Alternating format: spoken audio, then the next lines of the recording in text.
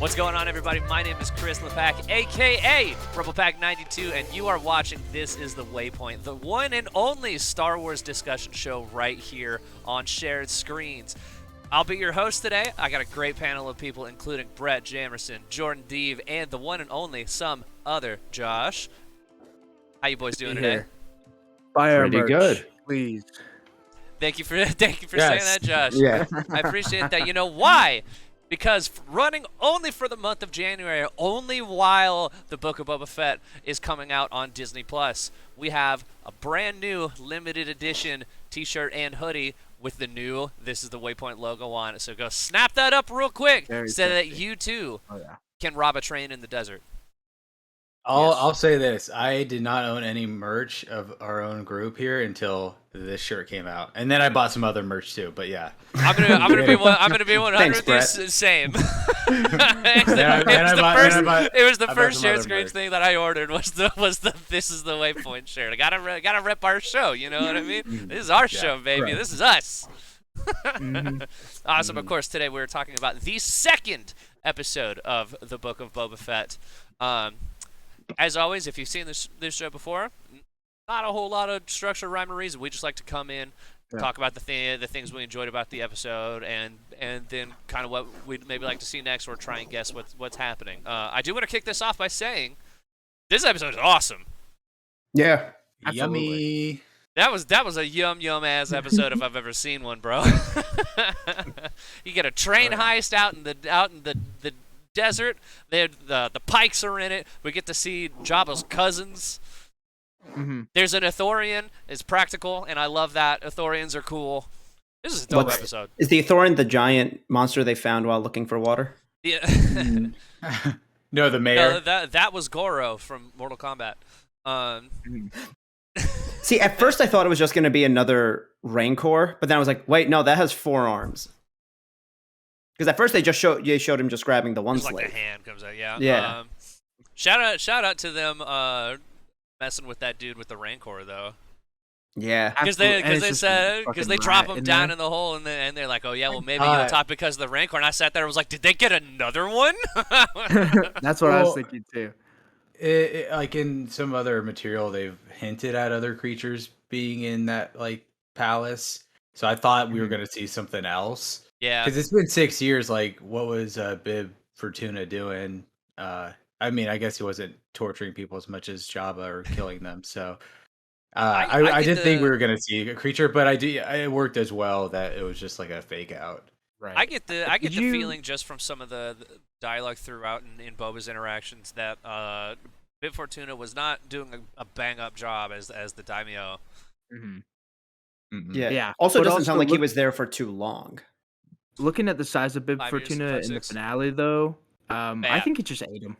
I think he just ate him himself. Like he killed him. He was the Rancor. Yes, they dropped people down in the pit and then like dive bombed after them. Like, all right, it's chow time. Basically.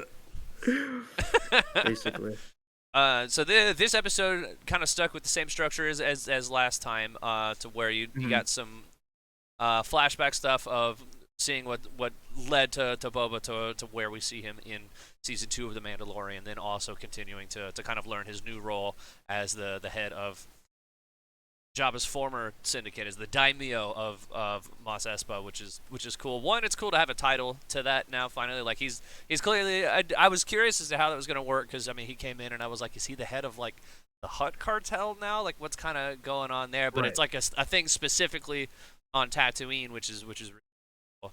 And then I am in love, and it's like I just finished the episode like right before we got onto this, so I want to talk about this now. I love everything that they're doing with the Tuskens in these shows. Yeah. Mm-hmm. So cool. This is the best Tusken content we've ever gotten. Yeah, because I mean, they were always just kind of portrayed as like they're the monsters that live out in the desert, and then we see in like Mando that they communicate through sign language, which is really really neat. And then we have like this. This is clearly like a pretty separated tribe from the ones that we usually see in other Star Wars content, but you get to see this sort of like warrior cast and the way that they survive and communicate and do all these things, and it's really cool, man. I'm loving it. The black robes, dope. Oh yeah. Oh, incredible. And you could see that they're making him. Oh, sorry. Go ahead, Josh. I was just gonna say, and we talked about a lot of different parts of this episode, the train heist, and stuff like that. The best part of this episode, though, the Gecko drug trip that fucking Boba Fett goes on, literally just like taking acid to find. Yeah, they gave this dude acid as like a reward. The brain lizard. Yeah. Yeah. Yeah, of course, but it's the Tusken Raiders, so it's a fucking lizard that you like do some powder and snort it, and it's like, man, this is about to be the hottest drug of 2022. Clothes open back up, we're all burning geckos inside, we're just snorting gecks and just fucking just going on massive drug trips. One, when that happened, I thought the lizard would be like stuck in him forever, because like. Yeah, I was like, does it live in his head? Because like the chieftain was like, it's gonna help you like it will guide find you. Your way. Yeah. And so I was like, is that like for the rest of his life now? And then two, it reminded me of if you've watched Silicon Valley when Erlich Bachman goes on a vision quest. So this one this one actually worked. But it was like I just thought of that for some reason of like going out in the middle of nowhere and just letting it all hit you. Yeah. It was great. The second it jumped into his nose, I was like, "Oh God, that was supposed to happen, wasn't it?" Like they know what they're doing. And then he goes, "I think I swallowed it." So I was like, "Oh, so is that a thing? Like they eat the lizard?" Yeah, and then and it's like no, then it popped out. It was just hiding in his sinuses. And then it went back in that cage after, like they like it's. Yeah, are they gonna release that? I want to know how old that lizard is. I want to know how many. Do you think it's the same lizard? Yeah. Yeah. Been up a lot of nostrils. It's been in like at least 15. Brain. The little kid Tusken Raider we're seeing. The last time we see him, I want it to just go straight up his nose. And, yeah, just straight in through the mouth of the mask. Which I can't stop thinking about. Like, have you ever like held like a lizard? Kind of had it like on arms and stuff. It's just imagine that, but on your brain. Like that's what I kind of got going. It's a weird feeling. I also like how they didn't give it any weird like outer space name. It just goes, "Oh, a lizard." Like outer space, lizards still exist. Mm-hmm. Which is so nice from Star Wars, because there's a Star Wars name for goddamn everything. Yeah, absolutely. There was a while at Galaxy's Edge that they refused to call the bathrooms restrooms because they're called refreshers in Star Wars. And then people couldn't find where the bathrooms were at because everything's in Orabesh, and they had to adjust. Refresher is a cool name, though. Refresher's it's a better name. Let's be honest. Yeah, 100. I mean, it's so much cooler. That's one of the ones that make a little bit more sense. Oh sure, sure, but I mean, it's legitimately there's a Star Wars name for everything. Yeah, because here's the thing. Here's what pisses me off, is that death sticks aren't cigarettes. It's marijuana. I feel like it was something a little hard. I thought. Yeah, I heard death sticks weren't supposed to be cigarettes. They're supposed to be like weed. I was always under the impression they were supposed to be cigarettes because spice is kind of like the drug of Star Wars. Like they don't really mention too many others. And spice it's not Coke. It's essentially Coke. Yeah, see that one makes a little bit more sense. Yeah. It's pretty much Coke. Yeah, but it's much more. Yeah, universal's not the right word. You can use it. It can be used in a variety of ways, as opposed to just straight up the nose. Yeah. That's just the purest form to do it, though. Straight up the nose. Yeah, just the immediate hit. Absolutely. But that is my favorite thing. But the versatility of meth. That was something that I loved about this episode, to where he is like, "Hey, you, stop selling your drugs," and then he gets back to the Tuskens, and they're like, "Hey, good job stopping the drugs. Anyway, here's drugs." Here's a different drug. Yeah. I love that we got an entire episode of how it's made, Gaffy Stick Edition. Yeah. Which was badass. That was so great. Cool. 100%. And while watching it, I was like, I can't wait to watch somebody do this on YouTube. Like literally just like a 45-minute tutorial of like how to do it. They pretty much showed us how. Exactly. I just need someone to just show me how to, like, kind of in the real world. Probably some dude in like, the middle America, 45-minute YouTube video, and then I'm gonna go out, find the biggest stick I can, and do the You same need a thing. big stick, dude. Right? But also, that would be like a badass workshop for Disney. I'd go gladly spend an hour at Absolutely, Galaxy's man. Edge just making those. Disney making those just sticks. It's teaching so badass. woodworking lessons. Basically, blacksmith. Okay, Which hear me is out. so funny that you said that, because my first thought was like, I can't wait to see a Black Series Gaffy stick. Oh yeah. True, Oh, yeah. Dude. Oh, that'd be incredible. Yeah. But just imagine Nick Offerman dressed as a Tusken Raider, giving you the God. guide on woodworking into a gaffy stick. But it's If- still, he can't speak in English. He has to go. Yes. But somehow you know it's Nick Offerman. Like Yeah, the way you he's can doing tell. yeah. He's masked up. He's going. But you're like, The mustache is That's Nick Offerman. outside of the mask. See, what I'm picturing is like Disney actually doing this for Disney Plus. They're like, here's the tutorial. We're gonna do a Tusken Raider and Nick Offerman. And Nick Offerman just fully like dressed up like he is in Parks and Rec, and they're just making a stick together, and he's like translating the English. Yeah, if he was the translator, that would that'd work be too. incredible. Exactly. I mean, And then they next thing did you all know- that, like the ambient stuff for last May 4th, right? Just give us how it's Yeah. made Gaffy stick with Nick Offerman.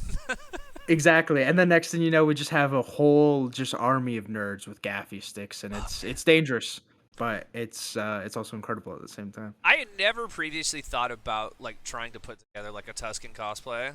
This makes me want to do a Tusken cosplay, like honestly, Oh, yeah. like Yeah. the new design, like the black robes and everything, or even just like Boba's Tusken gear specifically was so cool. That whole scene where they're giving him his new Tusken outfit and welcoming him into the tribe, so dope. Yeah, that's the one. Yeah. Yeah. So it really seems as though he's like they're basically like, you're one of us now, and he's going through kind of all the coming of age things that a junior Tusken would. Yeah. Now that they've accepted him. Mm-hmm. Which it's like they're kind of like giving him the trials. They're giving him weapons. He's got the robes and everything. And something that I'd seen at least last week, and weirdly still this week, because I feel like this episode kind of spells this out a little better. Was somebody was like, why do they keep giving us all this stupid stuff with Boba and the Tusken Raiders? Like, it's completely irrelevant to what else is going on in the show. And I'm like, I don't think it is. Well, it fills in that 5-year gap, doesn't it? It fills in the gap for sure, but I think it's also showing us, because they're hammering so hard on the fact that Boba's like, no, I want to rule with respect. I will not do That this in too, the same way yeah. as Jabba. And I was like, this is all clearly stuff that he's kind of learned with the Tuskens and like assimilated right. to their lives. And so we're seeing now, like, I was gonna say new character progression for Boba Fett, but he was never really a character. So this is kind of Boba's like character progression throughout this show, which is really, really cool that we kind of see him already at that point, and while that's going on, we get to see how he got there. Yeah. I think it's a really neat concept. And I think. Say, Oh, go ahead, Brett.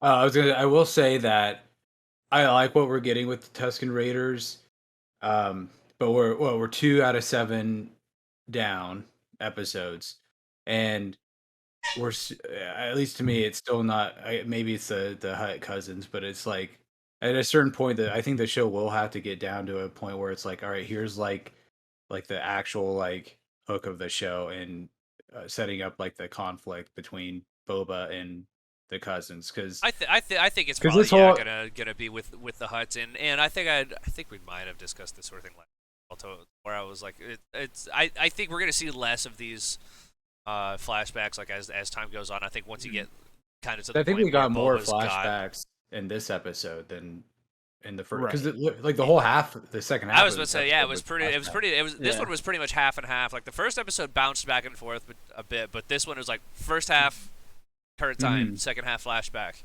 It was kind of Which is nice to cool. get it all in big chunks. I think. Mhm. Yeah. Yeah. Speaking I could see of the the Hutt flashbacks. cousins, though. I was gonna say I could see the flashbacks ending when we see him come across Fennec. Yes, I was thinking the same thing. And last week, I'd mentioned I think only 3 episodes of flashbacks would be great, and then like from 4 to 7, just have that hook of like being stuck in current time. And I mean, it makes sense. Like the first one primarily focuses on him immediately out of the Sarlacc pit. Second one, him with the Raiders, and then third one, him meeting Fennec, and then maybe they don't hit it off right off the bat. Maybe there's some conflict, some butting heads, and then there's something that, you know, gets them all buddy buddy. But yeah, I hope that's next week's episode, and then we're just into current time.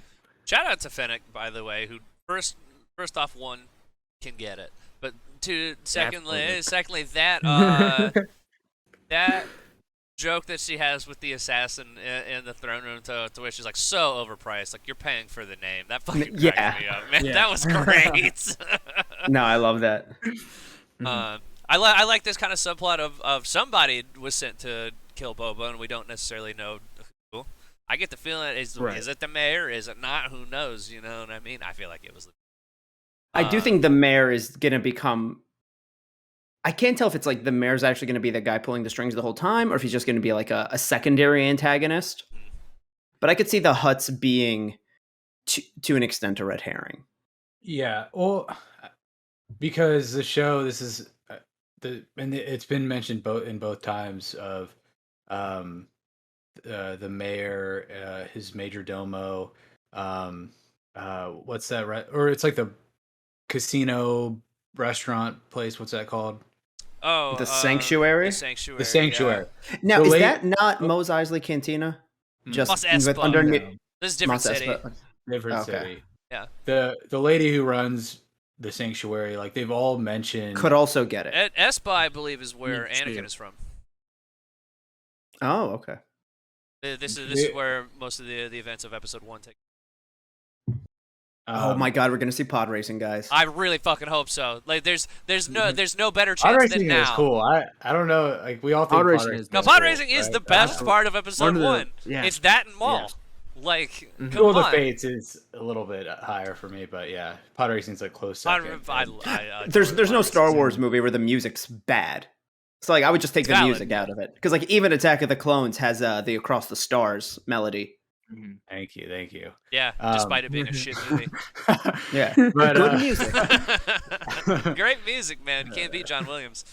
But yeah, each episode has mentioned like roughly like the way things used to be or the way things should be in terms of like how the was it Tatooines? I don't know what you call someone from Tatooine. Tatooinians. There you go. Tatooinies. Tatooinies.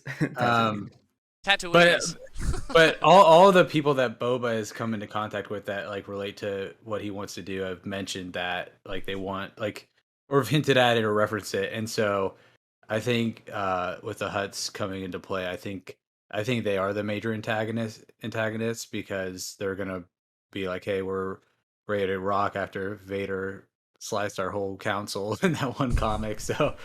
Right. Yeah, I think that's why they're gonna be. It's gonna be like the old way versus like the new. Yeah, it's cool. I'm down with that. Mm-hmm.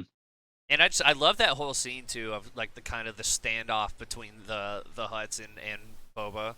Like that was excellent. Yeah. Like, and of course Boba can speak Huttese. I don't know why I was surprised to see that, but I was like, yeah, that's cool. That's cool. It just kind of claps back at him. Yeah.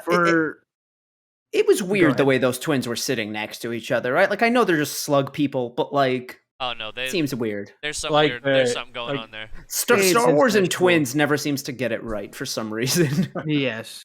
You mean Brett like can tell you all about his Luke kissing his sister on the lips? In my headcanon, that was Kylo's breaking point. Finding that out is what. Nope. That's what sent him over the edge. Yeah.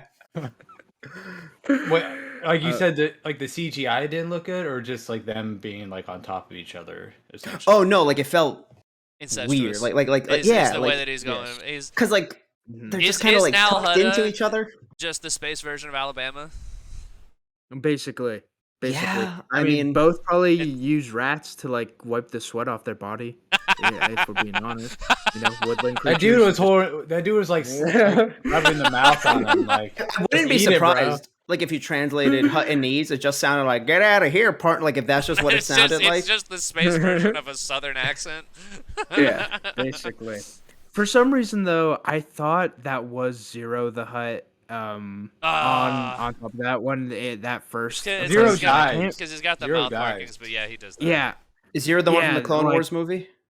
Yes, and then he's Okay. in the Clone Wars a little bit more. Then he dies there, and it's I was like, fuck, my boy Or Zero. Because It was cool Zero to does. see more where Hutts in live action though, because as far as I can remember, I think Jabba's really like the only one. Jabba's wife, I think, Yes. very briefly in Phantom Menace, but there's a certain visual identity to the Hutts that you see in like Clone Wars and even like the old Republic MMO and in video games and all this stuff that I thought never really kind of matched the way Jabba looked, and they made these Hutts look like they do in the Clone Wars, but obviously like represented more in live action. I like that they had like the facial markings and tattoos and stuff, Yeah. and managed to clearly look related to Jabba without necessarily looking exactly like Jabba the Hutt. I Right. thought they looked really, really good, and I was like, yeah, they probably could have been characters on and Yeah. I would have been able to tell. Like, it was really I like that the girl was pink. It really helped me know that that one was a girl with Jabba. where's Rada, man? Where's Rada the Jabba's Hutt, son, bro. dude? Where's Yaddle is really the question. I- While we're getting in just like female versions of famous Yaddle Star lives, Wars man. characters. Yaddle lives. Yaddle and Django are they're cooking up something right now. I'm telling you. Those are Grogu's parents, actually. Boba and Grogu, half brothers. Yeah, that's it. They've known Yeah. each other this whole time. This is canon, by the way. Because that's something I wanted to know too when the show got announced was like more like it makes sense that they're going into the Tusken Raider stuff, but I do want to know more about like the Hutt and the cartel and all that stuff. And obviously, I don't think we're gonna leave Tatooine in this show, but I do like want to know because like that was a huge part in the War on the Bounty Hunters comic and the Darth Vader comic of like Vader kind of shaking out the power system with the Hutts by slaughtering the council and all that stuff. And then this is like the first time we kind of see the Hutts again around that timeline because that was like right around Return of the Jedi, and that's why when Jabba died, that there's like literally no leadership with the Hutts, and so it would be interesting to see. Like, I think that's why the first name drop of Nal Hutta in any one of the live action properties as well. Yeah, I think so. Yeah, which is rad. Mm-hmm. Yeah, I want to know more about the Hutts and where they're at because, yeah, it was like I guess it makes sense that they haven't retaken Jabba's palace since, even though it's been like 5-6 years. You know, I guess they were still regrouping since all that went down. Yeah, they also just might not have cared. Like it sounded like they didn't know. Right? Like yeah, because they do mention they're like it's like that belonged to Jabba, and he was like, bro, Jabba's been dead. He's been dead, and it technically all belonged to Bib Fortuna for a bit, and so that's why I feel like their claim is less because there was that person in between Boba and Jabba. Well, you also Boba ain't gonna give a shit anyway. Yeah, I also really enjoyed that one guard pulling out like the scroll, but instead of it being like paper, it's just like it folds up. And, you know, Boba just being like, I don't care what your fucking hologram says, bro. It's like, yeah, it's mine now. I claimed it. Yeah, good for you. Or sorry that happened. Not reading that. Yeah, I ain't reading all that though.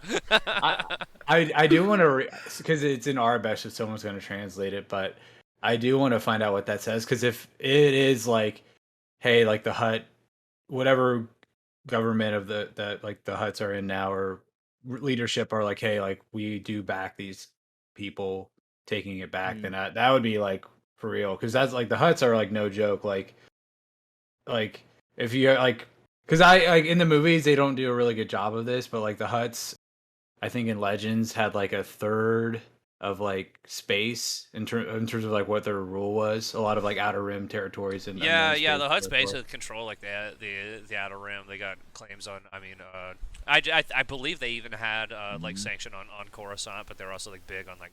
Of course, they have a whole planet now. Hutta, like they pretty much ran Tatooine because of Jabba. Like it's they control a lot of space in the Outer Rim. Yeah, so it would be interesting to see like what that letter says because that is like that would be cool. What if it's just the Navy SEALs copy pasta? That would be so fucking amazing. Oh my god. 300 Listen here, you little bitch. What the fuck did you say to me, you little bitch? Yeah, that whole thing, like, we just need a wall of text here. It doesn't matter. Yeah. They just ran that through an online Orbis translation. Disney Like, knows. That's the thing. Disney knows someone's gonna screenshot it, translate it, so that would just be the best thing ever. That'd be so incredible. Just something to troll people are like, did you actually translate this? What are you doing? Go touch grass, you weirdo. Right. Literally, please. Signed, John Favreau. Yeah. I did also just kind of want to shout out, like, just kind of the visual design of everything. It's cool to see Mos Espa thriving as it is, but there's something about the lighting and all of the interiors in this show that is really, really good. Like, every time they go into the sanctuary or even in that like bar that was out in the middle of nowhere, I was just like, everything looks great. It's dimly lit, but also looks clean, and I can clearly tell everything that. Dude, the bar that was Tashi Station. Was that Tashi? I had heard that rumor. I didn't That's realize. where Luke wanted to go. Yes, dude. Jesus. That's fucking rad. That's what, like, when you're a Tatooine teen, that's like the hangout spot, bro. That's what you're working with, dude. Absolutely, man. Are you gonna go hang out and get drunk?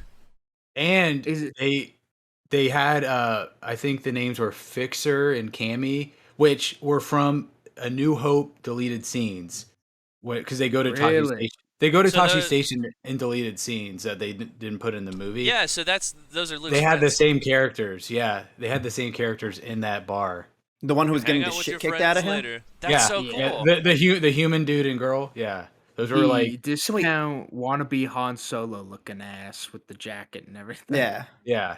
Those were the same characters. Like, you look at like the old deleted scenes side by side, it's the same. That's rad.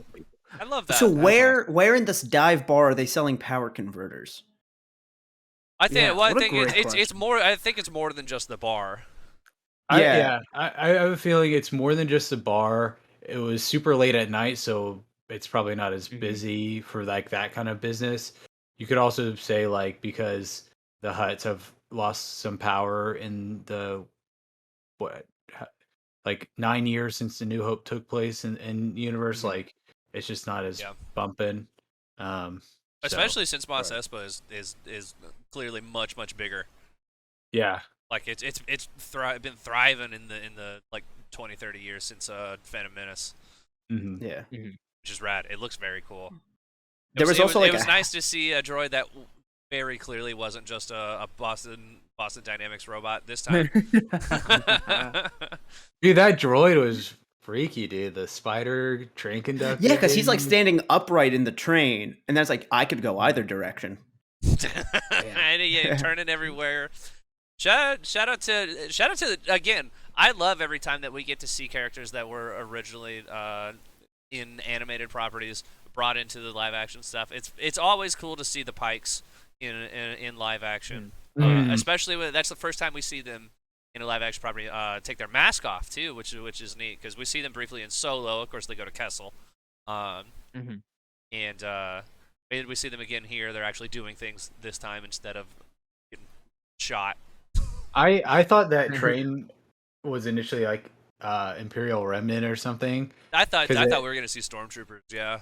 And then when I saw it was the Pikes, I was like, okay. And then when the Pikes were like, we just thought you guys were like uncivilized invaders. That's why we were shooting at you. And I was like, I guess that kind of makes sense. I guess that kind of makes sense. You see, but you assholes. Which is kind of like a common thread in a lot of expanded universe stuff, just with skins in general. Is because you brought it up. It's very clearly like a what's the word, like a facsimile of like a Native American kind of thing.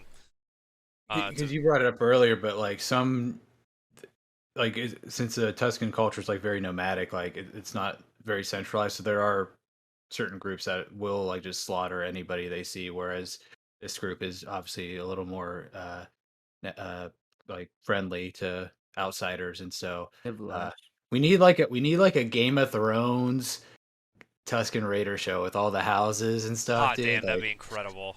Because I do want to know, like, because like we brought up last week of like that family, from what we know, just kidnapped Shmi and then tortured her, like, they just grabbed her and went, see ya.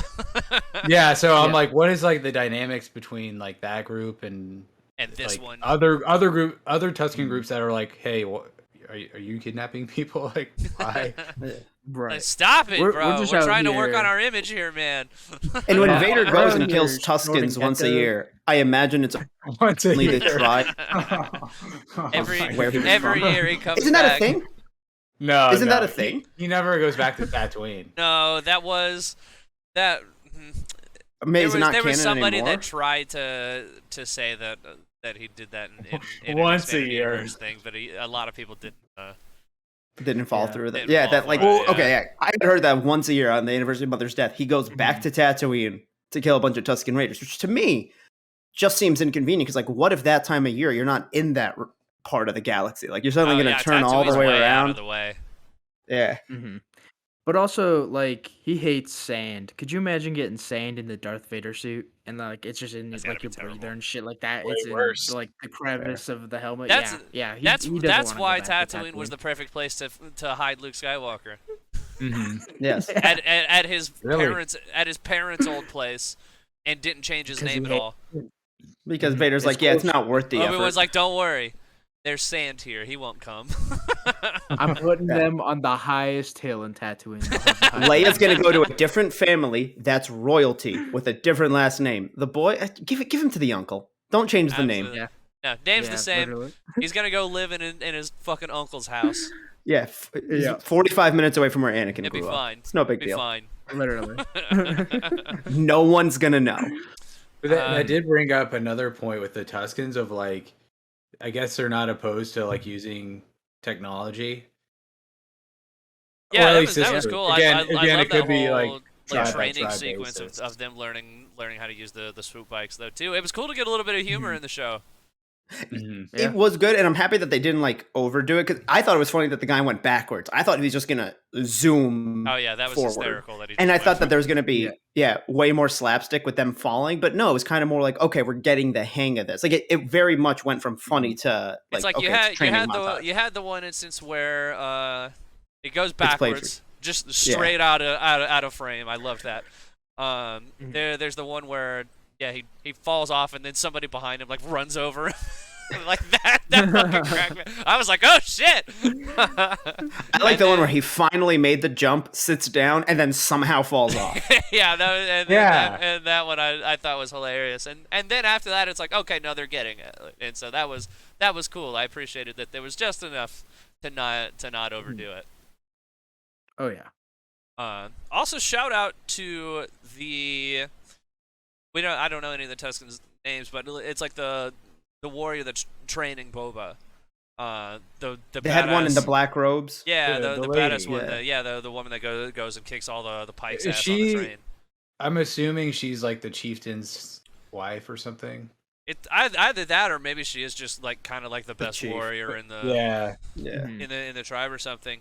I wanted to shout her out because one, just very cool. Shout out to all of the choreography for the fights in the show. Mhm. I appreciate how much more physical the show is than the Mandalorian. I mean they're really letting. There's like in that scene in Tassi's station when he's just kicking the shit out of the swoop bike gang. I was like, yeah, they're really letting Tamora just get real physical here, and I love it. Bro, the gun broke like immediately, dude. Oh. No, I love that though. When he just holds it up, he's like, what? But the actress that plays that Tusken warrior is actually a stunt woman named Joanna Bennett, and Yeah. I wanted to shout her because she was a stunt double in the Aquaman film and Justice League. In addition to that, but she's also a stunt woman for Captain Marvel, and I thought that was really neat. And Is it that she's a stunt woman for all that, or was that does she also do cosplays? she's a stunt double? Stunt double for all that. She's Okay. casted she's listed on IMDb as a stunt double for all of those. Nice. And then although she does have some acting work and stuff, but also a lot of stunt work here. Right, so she's also like stunt work for Ant-Man and the Wasp, Jumanji, Ghostbusters, the bad 2016 one, Captain America: Civil War. Like she's in a bunch of stuff. Good for her. Shout out to her, man. Stunt work is tough Yeah. Mhm. and killing it. I'm loving all the fight scenes in this. Because they're Oh, yeah. they're brutal, man. They're really letting them go to work. Yeah. I like the scene at Yeah, the end where they're dancing like they're kind of both dancing and practicing their movements at the same time. Mm-hmm. That was very cool. Dude, that transition from the dance into the credit theme, oh my god, it had me going. It had me going last Ludwig night. I was just Göransson like, miss, bro. exactly. I got up and started just dancing because that theme is just hot, man. It's great. Absolutely, dude. The soundtrack for the show has been killer so far, man. Oh yeah. I'm already like kind of like humming the theme to myself when I'm doing stuff. Mm-hmm. It's like around the house, like. It's just so short. Yeah. It's good, perfect. though. Yeah. It's excellent. Awesome. Well, overall, I think we all like this episode. Yeah. Yeah, it was very fun. One thing too is we haven't mentioned yet was the Wookiee from from the Battlefront. Standoff. He's actually from the War on the Bounty Hunters comic and the Darth Vader comic and Dr. Aphra. That's where I've seen him. Oh, it was driving me insane. Oh my god, thank you. It was driving me nuts. His name is Black Kersantan. And like that was like a perfect cameo. That and the Tashi Station and Tashi Station and the people in there was like the perfect cameos where like you don't need to know who they are because with Kersantan you're like Wookiee bounty hunter. He looks awesome, dope. He looked so fucking cool. But then because it's that character, it's like he did all this because like he worked with Boba before, like with him, and so I would love to see Kersantan show up again because that would be amazing. I need to see them fight. Do you think they're gonna fight? Yeah, I was gonna say. Do you think they fight? I think they do. That's gonna be a cool fight. So that was it. I've seen him pop up in Dr. Aphra, and I've also seen him. He's in the Vader Down series as well, and so it was driving me nuts because I was sitting there as I was watching the show. I was like, that looks like the Wookiee chieftain skins from Battlefront. Like that's what that looks like. There was something about him though. I was like, it's close, but was it exact? And I couldn't put my finger on it. Thank you for pointing that out. I was to me. like, oh my god, that's totally. Is that Tarful? I thought that was Tarful for a second, and then I was like, no, that's a long ass fall for Tarful to like come down from the Wookiee commander all the way to just some bounty hunter working for the Hutts. I was like, there's no way. Was this the first time they showed a non-brown Wookiee in like any of the live action stuff? Tarful was black. Where's he found? I haven't watched Star Wars ones in a minute. Episode 3, very briefly. Oh, okay. Because I remember seeing Chewbacca in that episode. Mm-hmm. Yeah, he's with Chewie. Yes, Okay. yeah, he's also in Fallen Order. Fallen Order, yes. Okay. But outside of that, not really. Yeah. Yeah, most Wookiees are like kind of the same color scheme as Chewie, lighter brown. And because like my initial thought was it just reminded me of Hanhar from KOTOR 2, but I was like, clearly it's like they're not gonna bring that character back in that way. And then I was like, oh shit, cool. It's Kersantan. Yeah, so I love that they brought like that character back in a way that makes sense. Yeah, but also function. But also function as like you don't need to know who he is to know like what his role is. So it's a perfect way to do it. Clearly just an angry bounty hunter Wookiee that is very intimidating. I love some great shoulder armor. Yeah, he looked bad. Classic gladiator, just big spiky thing and nothing on the other half. I feel like we'll see them fight. We'll get a black series. So I could see Fennec fighting him too. Would also be sick. See, that would be sick, but I just think because Boba worked with him before, yeah, they know each other. They have it's more personal. They know each other, so it's like, it would be, they gotta throw it down. Yeah, man. Awesome. Thank you for that reference. I finished the episode and then came over here, so I didn't have the time to come and grab all the expanded universe stuff. Yeah, the cameos were just like literally an episode 4 deleted scene like reference, and then also like a couple comic book references with Kersantan. So I was like, yeah. We got like Max Rebo and Figrin Dan and all of those again when they went back to the Sanctuary. Initially, it was like the same shots twice, where it cuts. It's like there's people playing cards, there's the band, there's people at the bar, and I was like, it's the same footage. We got a better shot of the band though, and I want to shout out the band's drummer is just a droid, and I love that. And now I have to. I feel like I need to build one to put on my drums over here. a drumming droid. Absolutely. Absolutely. Yeah. Overall, though, I think this is a really, really great episode. They keep ending in really good spots that leaves me wanting more. I don't have like a terrible amount of questions. Like, cool, like what's going on with the? Oh, it's kind of where's this going from here. I'm excited to see what skins. But I wouldn't necessarily call them like cliffhanger endings, which is kind of nice. Right. I love the length of this episode. Like, solid 50 minutes. With where we're at with streaming TV right now, I'm like, especially these like prestige shows, like we can do better than 30 minutes. Like, we got to do like the 45. Yeah, crank up the time, man. Yeah, I'm Make like, them give longer. me more. But I'm happy that not every episode's the same, because that means that they're willing to be like, hey, if we have a story that can be done in 30 to 40, why bloat it just to hit the 50-minute mark? 100%. Yeah, I think that's kind of the advantage of streaming, and there's still kind of shows that don't necessarily make that choice, but I'm glad that it looks like they're doing that with Boba. Like it feels there's no bloat here at all. Like, they've really trimmed the fat on this show, and it's like everything that we need we're given. Without it, you know what I mean? Sorry, audio listeners. Without all the long ass walking scenes from Mandalorian, or shit Hey, like that. I like them walking scenes. I like the walking scenes too, but there's times where, like, upon rewatch, I'm like, oof. Yeah. Listen, Josh, that virtual set costs a lot of money, so they're gonna show it off, dude. We're gonna show you Unreal Engine, you motherfuckers. Josh can't watch anything longer than the TikTok. So anytime. Literally. He's got that Gen Z attention span, bro. Yeah, that's how ADHD works, Brett. I want to be in, out, back to playing video games. Come on, man. So, do we think we're gonna get Django content next week? It kind of feels like they're 2 weeks in a row. I feel like if we see Django at all, it'll be extremely brief. Like, I wouldn't even be surprised if, like, they don't give him any lines.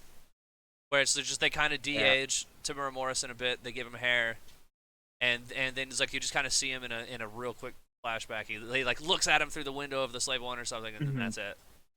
I think it'll be more deadbeat Jango Fett dad content. So, like, maybe we'll see. He's a working him waving out the window as he flies off. We'll see. I'm going to get blue milk. I'll be back. Literally that, or well, that's kind of the screenshot we already saw in this episode that Brett has. He's off to go get some blue milk and coming back. Maybe we see Boba Fett at like his 7th birthday and his dad's not there. He has like all these droids and other Kimoans, but like Django can't be found because he's working. He wasn't deadbeat. He got killed. He's got to provide for his son, bro. He's got to earn a buck, dude. Bruh, he already got that check from his sperm donation. I think he's good enough to provide for his son. Man. Dude, have you watched any content? Have you watched any content with the Kaminoans, dude? They are stingy. They are stingy, bro. Well, wasn't even a sperm donation. He's an exact clone, is he not? Yeah. An exact unaltered clone. I just need one shot of Django in his shiny armor. Just one shot. That's the thing. Is like Django does have like the slightly nicer armor. It's technically the same armor. Just throwing that out. Yeah, Boba stole it from him off his dead and killed the color scheme. Honestly, made it better. I prefer the color scheme. Yeah, exactly. I especially once you hit like Mando and Book of Boba Fett, the black and green is fucking hot. Yeah, it's better than like the white and red like pattern that fabric. Blue gray thing that he wore. I think this is the best Boba's ever looked. He's on this show. Yes, absolutely. Well, that was a nice pregnant pause, so I think that's a good place to end it. Of course, if you haven't already, be like Brett and myself. If you're gonna buy one thing from the Shared Screen store, make sure it's the brand new, limited time. This is the Waypoint T-shirt. Boys, thank you for joining me here as always, and we'll see you